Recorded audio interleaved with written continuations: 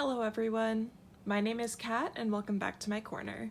Today I'm going to be teaching you how to turn your crochet tapestries from this into this. As you can see, this pixel tapestry has very square color changes and it's just overall looks like pixel art. For this tapestry I use the traditional color changing technique in crochet, and it is beautiful and can work for some tapestries, but as you can see, the stitches don't make a perfect square.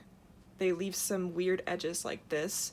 Meanwhile, the pixel tapestry has very clear edges. So the foundation for these pixel tapestries is actually Tunisian crochet, which, if you're not aware, is a type of crochet that has special crochet hooks that are super long like these, and many people refer to it as the baby of knitting and crochet. There are many tutorials out there already to teach you how to do the Tunisian simple stitch, which is what I used to make this tapestry. So if you want to pause and go look at one of those videos, learn how to make the base, and then come back. One little hack that I like to use is using a hook that is 2 sizes too small for your yarn. So right here I have a 3.5mm hook and weight 4 yarn.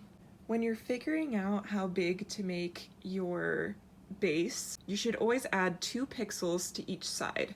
So 2 pixels down here, 2 pixels on this side, 2 pixels up here, and 2 pixels on this side, just to leave room for your design and to give it a kind of border. I finished my 10 by 10 little rectangle using the Tunisian simple stitch, and now we're ready to move on to part 2, which is cross stitch. Obviously, yours will be a little bit bigger for your tapestry, but I just wanted to use this size as an example. Now, to cross stitch, you can kind of see that the stitches make little squares. So the right way, and let me emphasize the right way because I definitely don't do this, to weave in your ends is before you start, run it through a couple of these little back loops.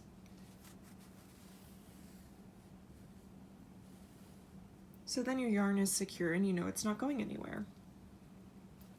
And then you're going to figure out which color and which space you're going to be working with first. I'm going to be working with this space. So the first insertion will be between these 2 stitches right here. It's kind of where the bottom and the top of those 2 rows meet. So I'm going to pull through, and then my next stitch is going to be diagonal. So I'm going to go here in between this stitch and this stitch.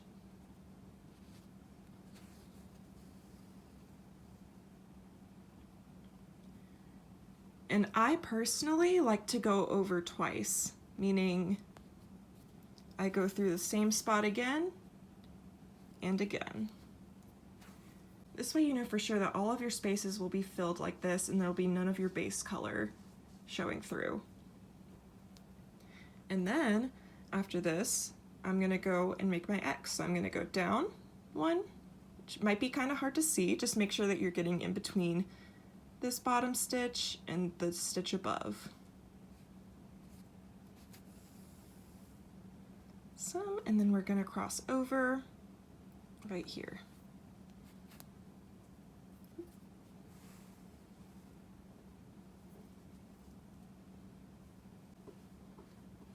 And then once again, going to do a double stitch.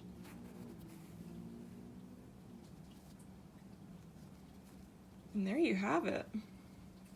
Like I said, you can use this technique with any color combinations, any graphs. You just have to be able to make it the right size. And you'll turn out with lovely pixel graphs like this to hang on your walls.